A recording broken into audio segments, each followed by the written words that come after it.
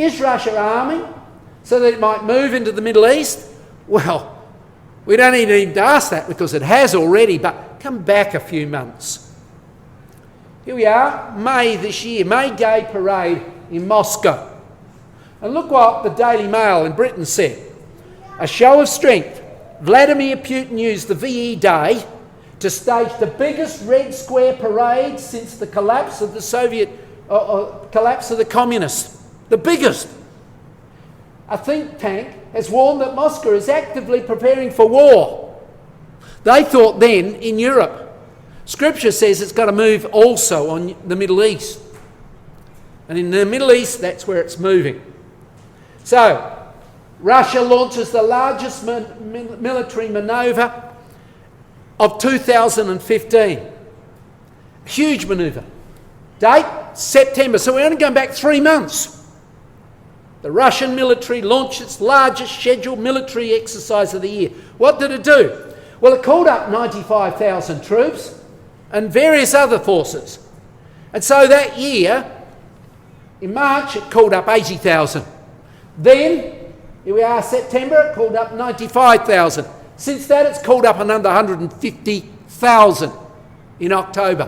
What does it need all these armed soldiers for? Got to pull them out of jobs that they're doing. Their economy's not going that well. It must be very serious.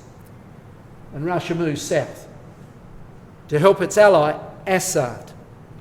And so, September, as I said, only 3 months ago, here it is. Russian troops fighting alongside Assad's army as against the Syrian rebels. So here's Mr. Assad, the leader of Syria. Well, you wouldn't say that now because the country's so broken up. Hundreds of different groups of fighting with each other to take control of the country. And into that area comes Mr. Putin. He swings in with his weaponry. Huge plane loads are coming in with soldiers, with armaments. Planes are flying in.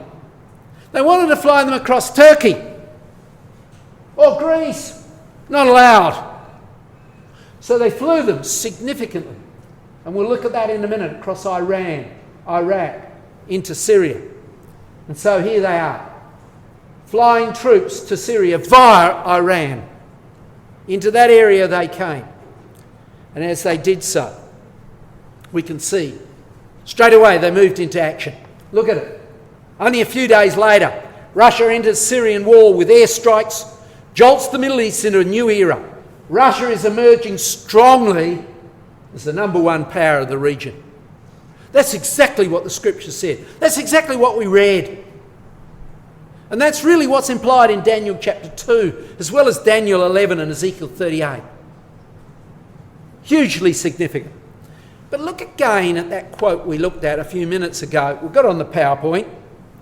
Daniel 11 verse 40, it says, "And the king of the north, which we've shown to be Russia, shall come against him like a whirlwind with many chariots." Now, we want to identify this territory of the king of the north. You see, when the Grecian power broke up with the death of Alexander the Great, 4 generals took over. One of those generals was the Seleucid, the Ptolemy, and over here 2 others. The one that took control of the Seleucid territory was called the king of the north.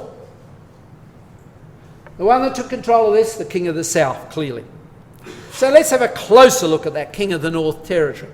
There it is, the yellow territory we've got there. There were the breakup that took place, and this is the one we're looking at now, the king of the north territory. It is that territory there. So, king of the north, Syria, today, Iran, Iraq, Afghanistan, and Pakistan. And so what we are seeing here is the territory. I'll skip this one. Oh no, sorry. And so into this area comes Russia. And it takes over that territory, which we would see in Daniel 11 being Daniel 2 being the territory of the king of the north. There it's now got in control, somewhat Syria, allied with Iraq. And so they have moved into there. Why? Because of Mr. Assad? I don't altogether believe so. But because they'd like a foothold in the Middle East. They want the key port of Tartus that was in this area up here where the Russian ships have been. They need to be in there and they want to be there. Circumstances have been moving. Ezekiel 38 went on. The next verse from what we read earlier says, "And I will turn thee back and put hooks in thy jaws and bring thee forth and all of thine army." In other words, circumstances would entice them into the Middle East.